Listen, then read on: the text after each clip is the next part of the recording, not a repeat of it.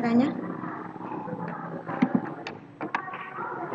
Bismillahirrahmanirrahim. Assalamualaikum warahmatullahi wabarakatuh.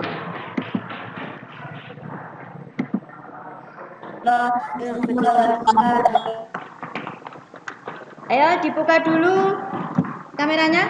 Yuk, kamera dibuka yuk.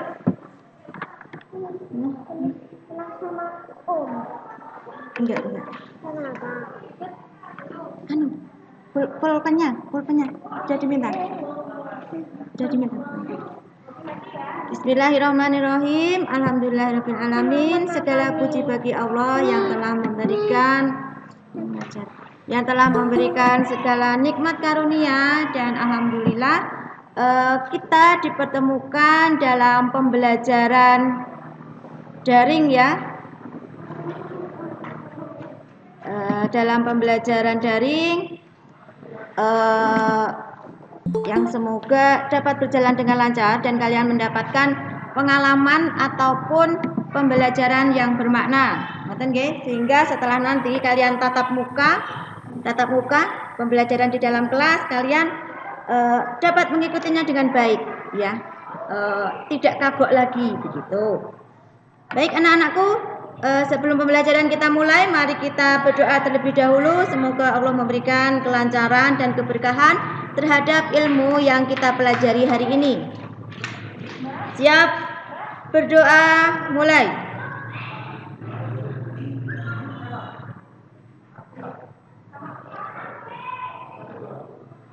Selesai. Baik, ayo dibuka yuk kameranya. Kamera dan mic-nya dibuka. Kita akan menyanyikan lagu nasional terlebih dahulu. Ya, lagunya adalah Bagimu Negeri. Sudah bisa ya anak-anak ya? Ya. Ayo dibuka mic-nya. Oke, cantik-cantik, ganteng-ganteng ben ketera kabeh. Aduh, iki apa iki ya Allah. Sebentar. Ini ada apa ini? Sebentar. Ya, sambil menunggu ini ada gangguan apa? Kita menyanyikan lagu Bagimu Negeri bersama-sama. Ya. 1, 2, 3. Padamu negeri kami berjanji, padamu negeri kami berbakti, padamu negeri kami mengabdi, bagimu negeri jiwa raga kami. Baik anak-anak, semoga dengan lagu yang kita nyanyikan akan menambah rasa nasionalisme dalam diri kita. Ya, nasionalisme, rasa cinta terhadap tanah air. Oke, Bu Parwanti izin setting ya. Ya. Oke.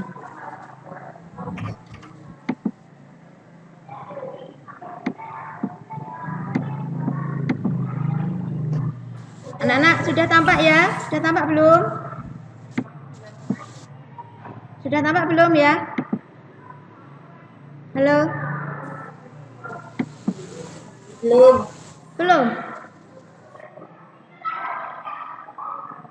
Belum tampak? Sudah ya? Oke. Ya, kita pada hari ini kita memasuki pembelajaran tematik hari ini. Kita memasuki tema 3, tokoh dan penemuan. Subtema 3, ayo menjadi penemu ya. Subtema baru. Tidak ya? Masih melanjutkan tema 3 yang kemarin pada subtema 3. Nah, anak-anak, ayo kita mengenang kembali ya, mengingat kembali pembelajaran bahasa Indonesia pada pertemuan sebelumnya. Ya, pada pembelajaran lalu kita mempelajari apa?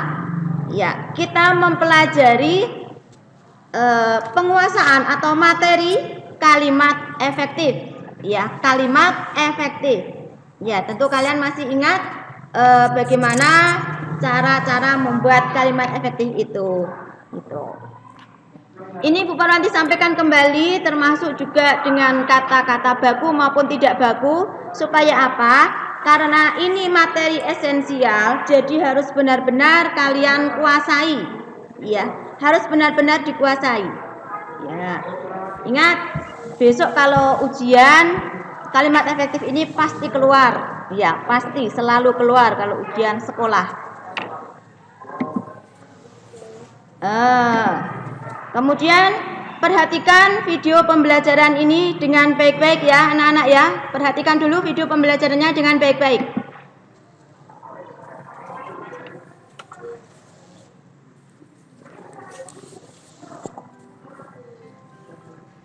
Assalamualaikum warahmatullahi wabarakatuh. Bagaimana kabar anak-anak? Semoga kalian selalu sehat dan semangat dalam belajar. Anak-anakku, pembelajaran jarak jauh kita kali ini adalah muatan bahasa Indonesia dengan materi mengidentifikasi kalimat efektif dalam teks eksplanasi. Apa sih kalimat efektif itu? Iya, kalimat efektif adalah kalimat yang disusun dengan memperhatikan pedoman pembacaan bahasa Indonesia. Dalam kalimat efektif ini tentu juga memperhatikan penggunaan kata baku. Perhatikan Ya, suaranya terlalu kecil ya. Ya, kita akan belajar kalimat efektif ya. memiliki manfaat yang sangat banyak Bu Parwanti bacakan, radio memiliki manfaat yang sangat banyak sekali. Kita bisa mengetahui berbagai informasi dan ilmu pengetahuan melalui radio.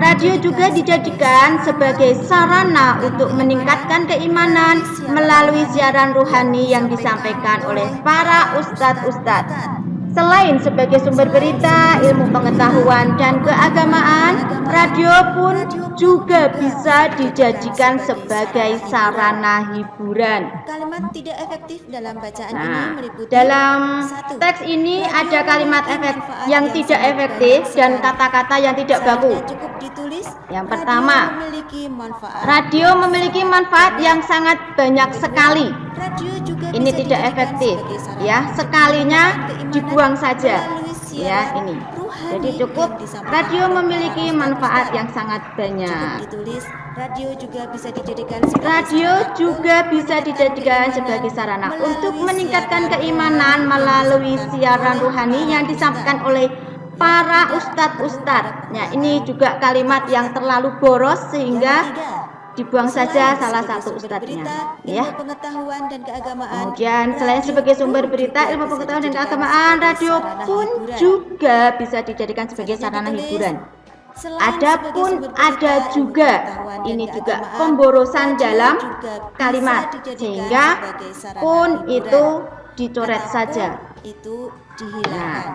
selain kata-kata yang boros dan tidak efektif ini, ada juga beberapa kata yang tidak baku. Adalah rohani. Nah, Seharusnya rohani ditulis ini seharusnya apa? Rohani, Ustadz. harusnya pakai O. Harusnya Kemudian ditulis ustadz, penulisan yang benar sesuai dengan KBBI adalah ustadz. Anak-anakku, Nah, pembelajaran jarak jauh kita. begitu ya anak-anak ya. Sebenarnya begini, bahasa Indonesia itu mudah asalkan kalian rajin membaca, kemudian ketika diterangkan benar-benar memperhatikan sehingga mudah untuk menguasainya. Seperti itu. Baik. Ini kok mundur-mundur ya.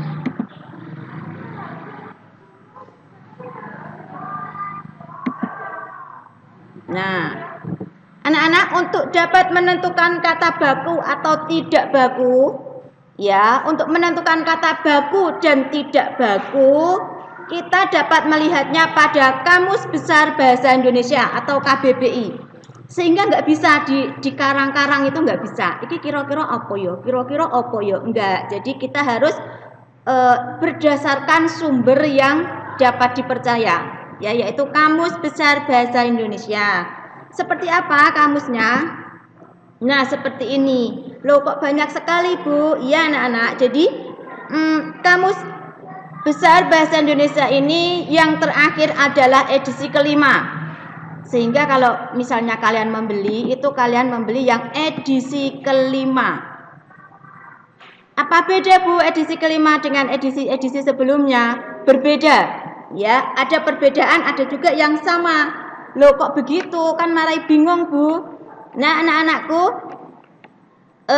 perkembangan bahasa itu senantiasa berjalan terus ya, sehingga bahasa itu sifatnya dinamis ya, dari masa ke masa itu dinamis ya. Jadi kita harus selalu mengikuti perkembangan yang ada. Itu bukunya kok tebal sekali Bu, pasti mahal. Iya, pasti mahal. Tetapi selain kamus dalam bentuk buku, anak-anak dapat juga mencarinya pada kamus yang bisa diinstal di HP, yaitu KBBI atau Kamus Besar Bahasa Indonesia edisi kelima. Nah, edisi kelima. Bagaimana caranya? Kalian minta ayah atau ibu atau kakak, atau mungkin kalian bisa sendiri menginstalnya di HP. Kemudian bagaimana caranya?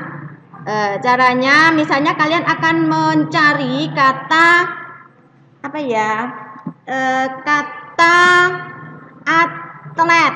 Nah kalian tulis atlet. Nah kalau dia tidak baku nanti akan ada keterangan. Kalau baku juga akan ada keterangannya. Ini bahwa ini adalah kata baku. Insya Allah nanti akan Bu Parwanti share caranya di dalam grup kelas nggih. Baik, kita lanjut ya.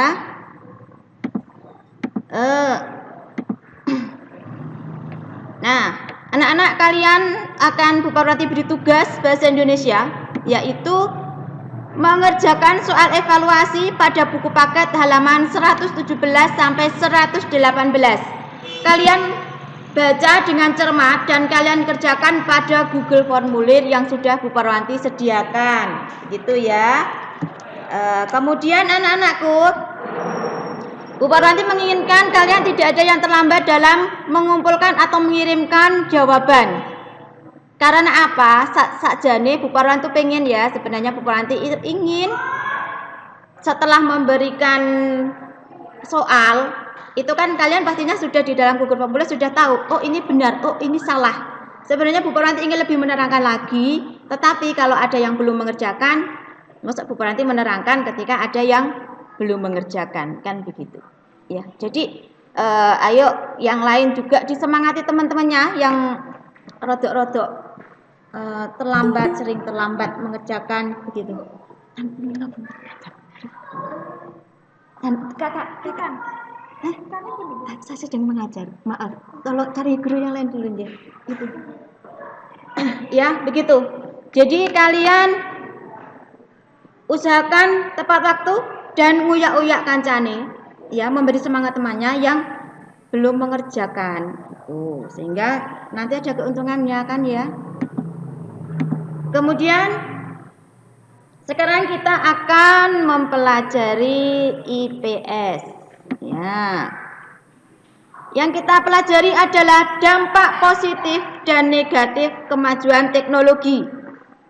Ya, kita pernah belajar ya bagaimana teknologi dulu yang sangat sederhana, kemudian seiring berjalannya waktu teknologi juga ikut berkembang, memberikan kemudahan, fasilitas yang lebih mudah, lebih cepat, dan lebih memberikan keuntungan lebih kepada manusia. Iya, contohnya apa dulu? Dulu contohnya nenek moyang kita kalau panas itu kipas-kipas pakai apa? Pakai buku, pakai apa ya yang ada di sekitarnya. Kemudian ada kipas angin, kemudian ada AC dan sebagainya. Nah, teknologi yang berkembang itu memiliki dampak positif maupun negatif. Ya. Nah, yang akan kita pelajari, dampak yang akan kita pelajari pada hari ini yaitu dampak positif dan negatif dalam kemajuan teknologi bidang ekonomi dan industri. Kalau ekonomi kaitannya dengan apa, anak-anak? Kaitannya dengan hal-hal yang menyangkut keuangan, usaha dan sebagainya. Ya, usaha yang berkaitan dengan pendapatan atau uang. Ya, jadi tidak bisa dilepaskan dari itu. Ada usaha, ada uang.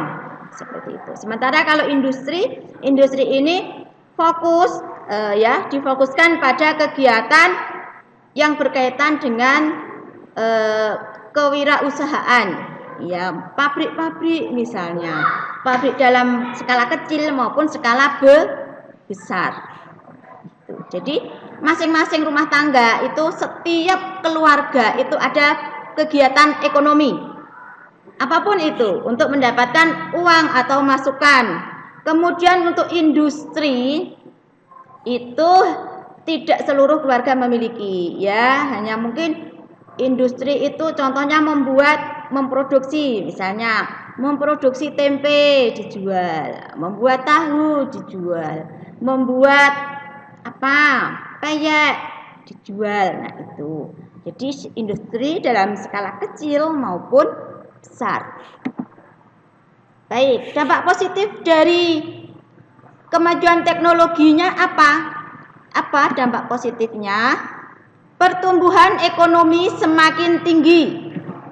Ya, contohnya apa sih kemajuan teknologi di bidang ekonomi? Contohnya apa? Di bidang ekonomi dan industri. Contohnya adanya mesin-mesin yang semakin modern. Ya, dulu mesinnya sederhana, bahkan nggak pakai mesin, tapi pakai tenaga manusia. Kemudian seiring berjalannya waktu, menggunakan teknologi dalam bidang industri, digunakanlah mesin-mesin yang modern. Nah, dengan penggunaan mesin itu tentu produksinya akan semakin lebih banyak dan lebih mendatangkan keuntungan. Begitu. Yang kedua, terjadi industrialisasi. Iya, apa industrialisasi? Banyak didirikan industri-industri dalam berbagai bidang dan di banyak tempat. Begitu, ya. Segala macam industri pangan, ya, hal yang berkaitan dengan makanan, industri sandang, ya, kaitannya dengan garmen, pakaian dan sebagainya, termasuk kaos kaki, jilbab dan sebagainya, semakin banyak. Ya, semakin banyak bermunculan. Kemudian produktivitas dunia industri semakin meningkat. Artinya apa? Hasil yang diproduksi, ya, hasil produksi itu akan semakin banyak. Ya, perbandingannya apa? Dulu ketika mesin-mesin itu cuma sedikit dan hanya mungkin 1 atau 2 pabrik yang memproduksi pakaian misalnya, itu pakaian hanya sedikit dan harganya mahal. Tetapi dengan adanya industri-industri, pabrik-pabrik yang banyak, pabrik pakaian yang banyak, mesin-mesin yang jauh lebih modern, maka tentu saja pakaian-pakaian yang diproduksi dan dijual di pasar, di toko dan sebagainya itu akan semakin lebih banyak, ya, banyak entah modelnya dan tentu saja dalam hal jumlah juga. Oke, sekarang Nah, sekarang kita akan mengetahui atau belajar bersama mengenai dampak negatifnya. Oke, ayo mic-nya dimatiin dulu ya. Nanti kita kerja sama anunya nanti interaktifnya. Banyak rakyat Indonesia, ini dampak negatif ya. Negatif itu artinya apa? Artinya dampak yang tidak baik, begitu. Apa? Banyak rakyat Indonesia yang tidak memiliki minat untuk menggunakan produk dalam negeri. Kok alamku itu? Salah ketik ya. Harusnya dalam negeri. Oke, banyak rakyat Indonesia yang tidak memiliki minat untuk menggunakan produk dalam negeri. Kira-kira apa sebabnya? Kira-kira apa sebabnya? Ada yang bisa menjawab? Jawabannya salah nggak apa-apa. Ada yang bisa? Ada yang bersedia menjawab? Kenapa? Produk luar negeri diambil dari produk dalam negeri. Gimana? Ayo ulangi yuk. Apa Mbak? Karena produk luar negeri lebih unggul dari produk dalam negeri. Iya, keren. Mbak siapa ini? Mbak siapa? Syifa. Mbak siapa? Syifa. Syifa. Oke. Syifa ya, nanti kalau salah tolong diingatkan. Tak catat. Sip, jawaban yang mantap. Ada lagi yang lain, ini jawabannya benar, tapi banyak jawaban juga. Jadi silakan. Selain Mbak Syifa, siapa lagi yang mau menjawab? Ayo. Biasanya produk dalam negeri itu Sing seru biar Bu Parwanti dengar. Ayo. biasanya produk dari luar negeri itu lebih murah. Oh, lebih murah. Ini Mbak siapa? Ima, Bu. Siapa? Ima. Ima. Oke, Ima. Sip, keren, mantap sekali. Ya, tadi kata Mbak Syifa produk luar negeri lebih unggul. Kata Mbak Ima produk luar negeri lebih murah. Ada lagi yang lain? Semuanya ini benar. Oke, ada yang lain lagi yang akan menambahkan? Ada yang mau menambahkan?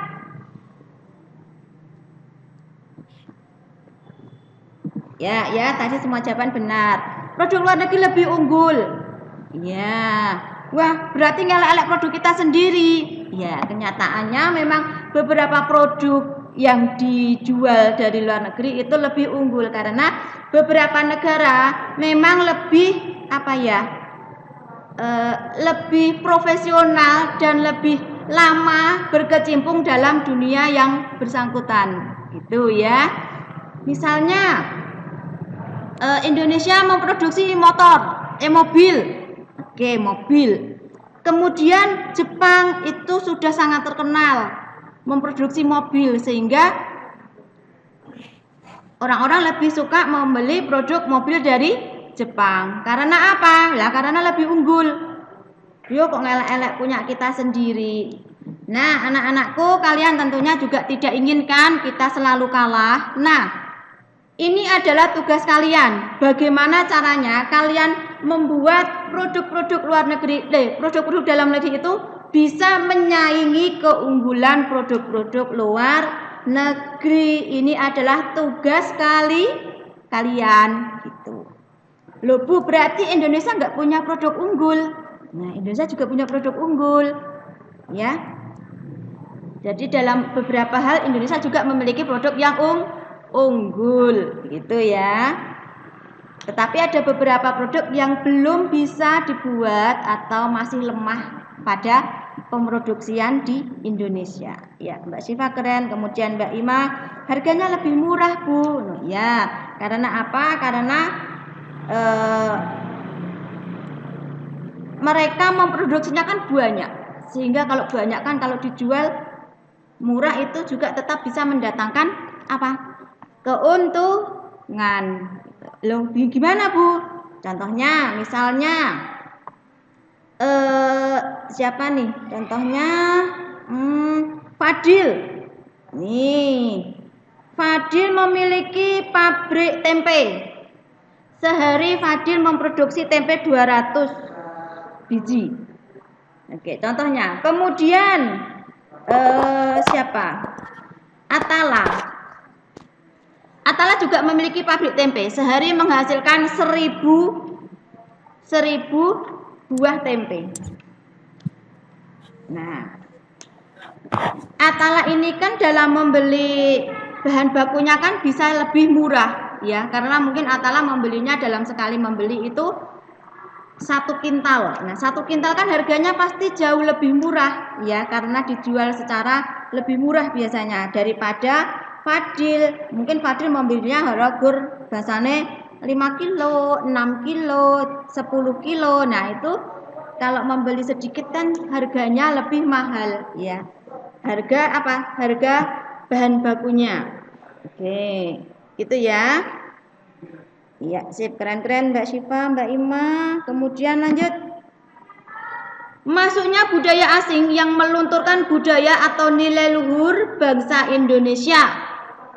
Loh Bu, wong ini tadi kita bicara ekonomi dan industri kok ada budaya asing, itu bagaimana sih Bu? Nah, kepiye maksudnya? Nah, produk-produk yang dijual oleh luar negeri ya biasanya memiliki konten-konten ataupun mungkin gambar-gambar ataupun penggunaan-penggunaan ataupun hal-hal yang lain yang bisa merusak generasi bangsa Indonesia. Begitu ya. Contohnya apa? Contohnya teknologi di sini ya. Itu misalnya nih. Teknologi yang keren, misalnya kemudian dari teknologi dengan adanya teknologi, kemudian teknologi di luar negeri itu mampu membuat pakaian yang sangat keren, yang sangat mahal. Tetapi pakaian ini menampakkan aurat anak-anak. Iya. Jadi pakaian ini diproduksi dengan sangat keren dengan mesin yang luar biasa modern, menghasilkan pakaian yang mahal tetapi menampakkan aurat. Nah, aurat kita. Nah, itu kan berarti melunturkan budaya dan nilai luhur bangsa Indonesia. Gitu ya. Jadi dengan adanya teknologi dalam dunia industri yang kita dapatkan, itu kita tetap harus memilih dan memilahnya dengan bijaksana. Baik, kemudian yang ketiga, dampak negatifnya, kedaulatan bangsa Indonesia dalam mengelola wilayahnya sering diganggu oleh warga negara lain. Ya, misalnya apa? Misalnya, anak-anak, kalian tahu tidak? Kalian pernah tidak melihat atau bahkan makan yang namanya sarden, ikan sarden yang ada di dalam kaleng? Nah, itu ikannya namanya ikan sarden ya, itu namanya ikan sarden yang ada di dalam kaleng. Nah, anak-anak, luar negeri, orang-orang luar negeri itu dalam memproduksi ikan sarden itu mereka tidak ora golek iwak terus digawa ning negarane terus digawe sarden di dalam kaleng. Tidak. Tetapi apa? Jadi mereka memiliki kapal yang dilengkapi dengan mesin-mesin yang modern sehingga setelah mereka mendapatkan ikan sarden itu langsung diolah, langsung dikemas dalam kaleng, langsung bisa dijual. Nah, jadi maksudnya begini. Apalagi salah satu hal yang kalian ketahui juga, ikan-ikan yang ada di wilayah Indonesia itu merupakan ikan-ikan yang bagus dari segi kualitasnya. Ya, karena apa? Karena pencemaran laut di Indonesia termasuk enggak banyak dibanding negara-negara lain, gitu ya. Sehingga apa? Banyak kapal-kapal dari negara lain itu mereka menangkap ikan yang Indonesia, delik-delik, nyolong-nyolong kan begitu. Kemudian dengan adanya teknologi itu mereka langsung mengemasnya, begitu. Jadi kita bangsa Indonesia sering kecolongan gitu ya. Ikan aja Bu apa membuat rugi? Nah, mungkin bukan masalah rugi dan untung, tetapi masalah kedaulatan ya, masalah harga diri kita sebagai bangsa Indonesia. Masa iya enak aja kan bangsa lain nyolong-nyolong kan? Enggak boleh ya. Kemudian kita akan belajar mengenai ekspor dan impor. Ya, ekspor dan impor dalam bidang ekonomi dan industri. Bu Parwanti yakin ya? Anak-anak tahu apa sih ekspor? Iya. Di buku kalian redaksinya itu rodok rumit sehingga Bu Parwanti singkat saja di sini penjualan barang atau jasa ke luar negeri. Nah, itu sudah cukup. Ya, kalau di buku redaksinya rumit banget. Ya, ini aja. Penjualan barang atau jasa ke luar negeri. Ya. Oh, berarti dodolan yang luar negeri. Ya, itu ya. Tetapi tentu saja tidak kayak misalnya Hanifah blonjo nang klewer, kemudian nenggone KKE neng Malaysia kemudian dodolan. Nah, itu bukan termasuk ekspor ya. Ekspor di sini kaitannya dengan bea cukai, dengan kerjasama dengan negara luar dan sebagainya. Nih, tujuan ekspor apa? Satu, untuk membuat dunia usaha menjadi lebih kondusif. Ya. Sehingga lebih kondusif dalam apa? Dalam pendapatan. Ya, dalam pendapatan tentu saja. Ya, dalam mendapatkan keuntungan. Ya, yang utama itu. Keuntungan dapat senantiasa memproduksi dengan baik dan mendapatkan keuntungan itu ya yang dimaksud kondusif di sini. Karena apa? Karena gawe sing apik-apik kemudian didol yang luar negeri. Didol lebih mahal. Loh. Lah gimana Bu? Kok lebih mahal apa payu? Katanya barang kita jelek. Nah, anak-anak ada beberapa hal juga tadi sudah Bu Parwanti sampaikan, ada beberapa barang yang bisa diproduksi secara bagus di Indonesia. Dan itu memiliki nilai jual yang bagus di luar negeri sehingga itu semakin digenjot usahanya, kemudian akan mendatangkan keuntungan yang maksimal. Kemudian mengendalikan harga produk ekspor yang ada di dalam negeri. Ya. Mengendalikan harga produk ekspor yang ada di dalam negeri. Gitu. Sehingga Indonesia juga tidak hanya asal mendapatkan harga sendiri, harga dari orang-orang, dari negara-negara, tetapi Indonesia juga bisa atau dapat menentukan harga dengan standar, dengan sebaik-baiknya. Kemudian menjaga kurs valuta asing agar stabil. Apa nih? Ya, ini kaitannya dengan nilai rupiah. Ya, nilai rupiah terhadap mata uang asing. Loh, menjaga kurs valuta asing agar stabil. Waduh, ini maksudnya apa, Bu? Ayo kita pelajari dulu valuta asing.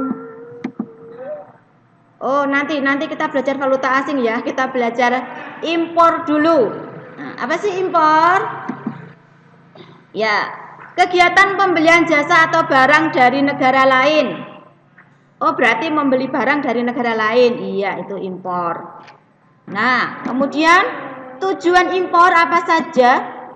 Memperkuat neraca pembayaran, mengurangi keluarnya devisa ke luar negeri. Ya, karena kita tidak mengeluarkan barang begitu ya. Ini ya luwih apik ekspor ya daripada impor. Kemudian memenuhi kebutuhan yang ada di dalam negeri. Ya, jadi wong ape ekspor kok dadak impor lah, witekno nek Indonesia ra enek kan gitu. Kalau Indonesia enggak ada ya mau tidak mau impor kan. Nah.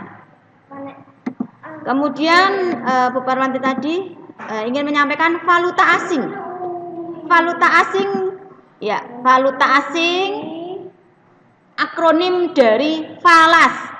VALAS itu akronim valuta asing. Ya.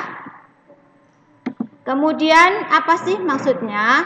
Mata uang yang diterima, dipakai dan diakui untuk dijadikan alat pembayaran dalam perdagangan secara internasional.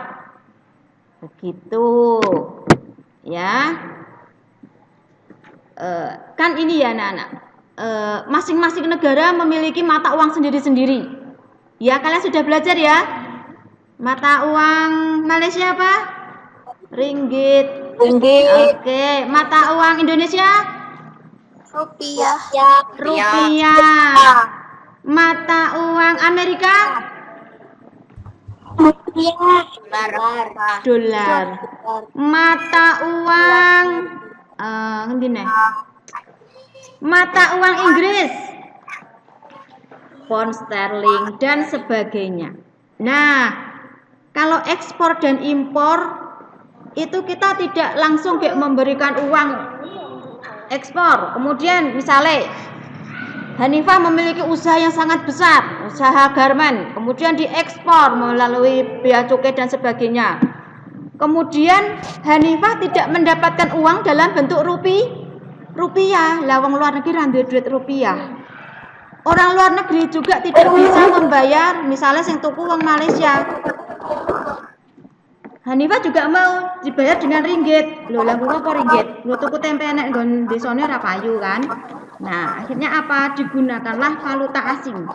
Jadi uang ini diakui di seluruh negara.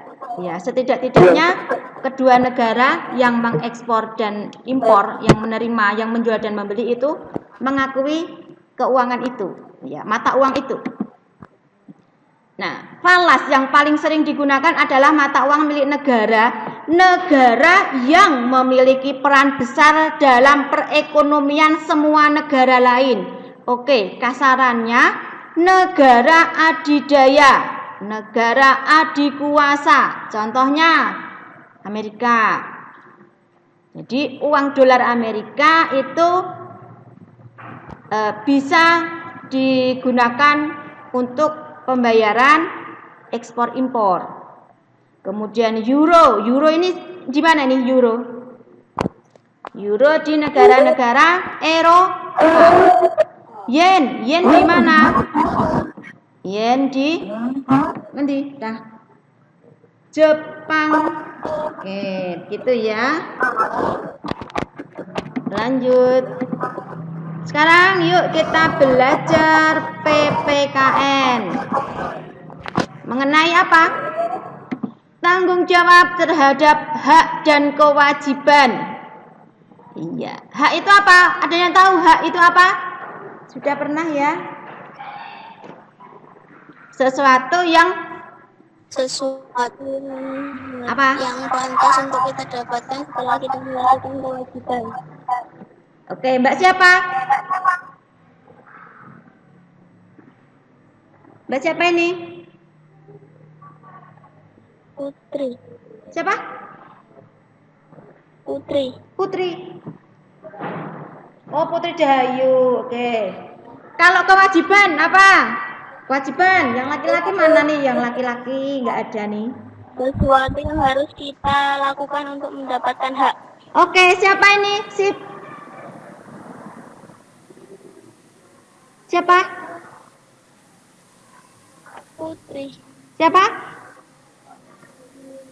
Putri lagi. Putri Pepindo. Oke, maaf ya kalau Bu Karanti sudah share screen, Bu Karanti nggak bisa lihat kalian. Ya. Baik. Ya. Hak itu sesuatu yang dapat kita terima, ya sudah menjadi fitrah kita. Kok ada tanggung jawabnya, Bu? Tanggung jawab terhadap hak. Ini apa-apaan ini? Oh, jadi begini. Hak, contoh hak itu apa, wes? Contoh hak yang dapat kalian terima itu contohnya apa? Ada yang bisa memberikan contoh? Banyak loh. Ada? Mendapat perlindungan, iya. Apalagi?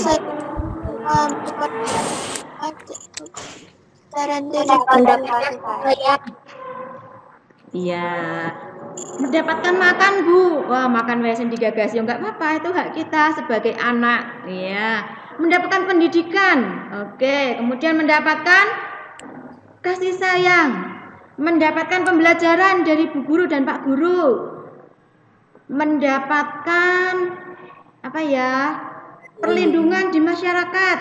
Ya, misalnya diganggu orang gila gitu ya kudu dilindungi oleh tetangganya kan. Itu ora kudu ditokne wae. Nah, itu adalah hak kalian. Maksudnya tanggung jawab gimana? Wong hak kok bertanggung jawab, Bu. Kalau kewajiban bertanggung jawab itu serasi. Kok hak ada tanggung jawabnya? Iya, dalam kita memperoleh hak, kita juga harus melaksanakan atau menjalankan hak yang kita peroleh dengan tanggung jawab. Ya. Ini. Nah, hak dan kewajiban harus dilaksanakan secara bertanggung jawab, baik di lingkungan keluarga, masyarakat maupun sekolah. Nah, Bu Parwati berikan contoh pelaksanaan hak yang bertanggung jawab. Perhatikan, di buku tidak ada. Oke. Contoh pelaksanaan hak yang bertanggung jawab di rumah. Nih. Kalian mendapatkan makanan bergizi dari orang tua. Itu hak kalian. Kalian sudah mendapatkan hak itu. Nah, hak itu kalian lakukan dengan bertanggung jawab. Ya, dilaksanakan dengan bertanggung jawab. Dengan cara apa? Ya, kalian harus dapat makan dengan teratur. Ya, sudah disediakan makanan bergizi, kalian dolan wae nggak mau makan, game online wae nggak mau makan, pit-pitan wae nggak mau makan. Nah, itu tidak bertanggung jawab. Kemudian setelah makan, ya kalian bertanggung jawab mencuci piring sendiri. Gitu ya. Jadi ada hak yang dilaksanakan secara bertanggung jawab. Kemudian contoh di sekolah. Di sekolah kalian mendapatkan hak untuk diberikan pengajaran, diberikan pendidikan dan pengajaran oleh Bapak dan Ibu guru. Nah, dalam mendapatkan hak ini, kalian juga harus bertanggung jawab. Bagaimana caranya? Kalian memperhatikan pembelajaran dengan tekun, mengerjakan tugas dengan baik dan sebagainya. Ya, jadi meskipun hak ini kan hak saya, Bu, diajar oleh Bu Parwanti. Iya, hak kalian. Bu Parwanti punya tanggung jawab, kalian punya hak.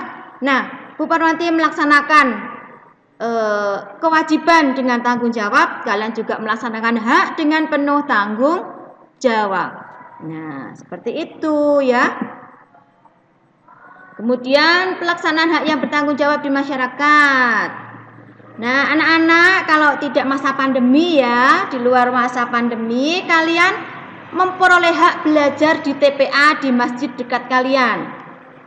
Nah, apa tanggung jawab hak yang dilaksanakan dengan tanggung jawab? Ya, dalam mengikuti TPA, kalian mengikuti kegiatan TPA dengan baik gitu, menghormati guru TPA-nya, pembimbing TPA-nya, kemudian menjaga kebersihan masjid gitu ya. Paham ya? Kemudian contoh pelaksanaan kewajiban yang bertanggung jawab. Nah, ini pelaksanaan kewajiban yang bertanggung jawab di rumah. Ya, kalian memiliki kewajiban membantu orang tua. Membantu orang tua itu bukan sunnah tapi kewajiban. Ya, ora gur sak-sae, tetapi itu adalah tugas pokok sebagai warga keluarga ya, sebagai anggota keluarga. Ya, bagaimana yang bertanggung jawab? Ya, kalian mengerjakan tugas. Kalau bertanggung jawab berarti ya harus dengan tenanan. Ya. Tugasnya, kewajibannya menyapu misalnya. Ya, menyapu yang bertanggung jawab itu ya harus bersih ya. Kalau kewajiban sak-sae contohnya nyapu tapi gur nyapu-nyapunan enggak bersih dan sebagainya. Kemudian kewajiban apa kalau di sekolah tidak di masa pandemi, yaitu kalian ada kelompok piket kelas. Ya, membersihkan kelas harus dilaksanakan dengan tanggung jawab. Ya, kalau wancine piket ya berangkat lebih pagi ya. Kalau harinya piket, jadwal piket harus berangkat lebih pagi, kemudian melaksanakan piket dengan tanggung jawab gitu. Kemudian di masyarakat ya, contohnya ada kegiatan membersihkan selokan ya. Ini kan kewajiban kalian sebagai anggota masyarakat ya, kan nggak berat membersihkan selokan. Nah, kewajiban ini harus dilaksanakan dengan tanggung jawab, tenanan ya, supaya mendapatkan selokan yang bersih, airnya mengalir jernih dan tidak menimbulkan bau busuk di lingkungan. Gitu. Ya, sekian dulu pembelajaran hari ini. Adakah yang ingin disampaikan anak-anak? Tidak, Bu. Tidak, Bu. Tidak. Oke. Oke. Bu, itu nanti dikirim ke grup. Ya. Ya. Nanti Ibu Parwanti kirim ke grup. Sing mendengarkan ini tadi rodok-rodok ngantuk disetel meneh ya. Ya, jadi nanti supaya kalian dapat melaksanakan mengerjakannya dengan baik, ya. Kemudian tugasnya di Google Formulir, ya, jangan sampai telat. Sajane Bu Parwanti ingin memberikan apa ya, penjelasan, iki lo kenapa ini salah, mengapa ini benar. Jadi kalian nggak sekedar tahu, oh ini salah, oh ini benar, mengapanya kan kalian nggak tahu. Gitu. Cuma kalau ada yang belum mengerjakan, ya Bu Parwanti nggak bisa memberikan penjelasan kan gitu. Ya, jadi ayo menjadi siswa yang lebih baik, yang lebih bertanggung jawab. Supaya apa? Supaya nanti kalian kalau besar, ya itu terbiasa. Ya, terbiasa bertanggung jawab, terbiasa tekun dan sebagainya. Ya, ada yang ingin disampaikan? Oh iya anak-anak, untuk minggu ini kita belum ke rumah-rumah dulu ya. Karena besok Jumat itu dua-duanya Bu Parwanti. Ya, Bu Parwanti ngajar tematik dan bahasa Inggris. Ya, begitu ya. Tetapi kalau ingin mengikuti PJJ juga tidak apa-apa. Gitu. Kameranya dibuka dulu yuk, kita foto dulu. Yuk, kameranya. Iki doneng ndi iki? Kok ditinggal nang ndi? Ayo kameranya. Come on. Ya, sip. Senyum yang tercantik. Sing ganteng, sing cantik. Oke. Senyum 1 2 3. Oke, sip. Baik, karena tidak ada yang perlu disampaikan, Bu Parwanti akhiri pembelajaran kita.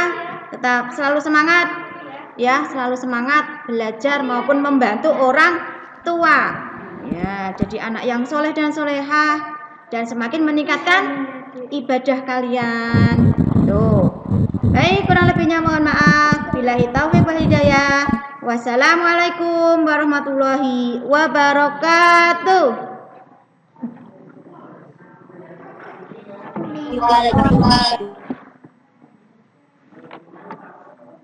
Ya, membantu orang tua ya, membantu orang tua. Oke. Tugasnya Bu Parwanti share.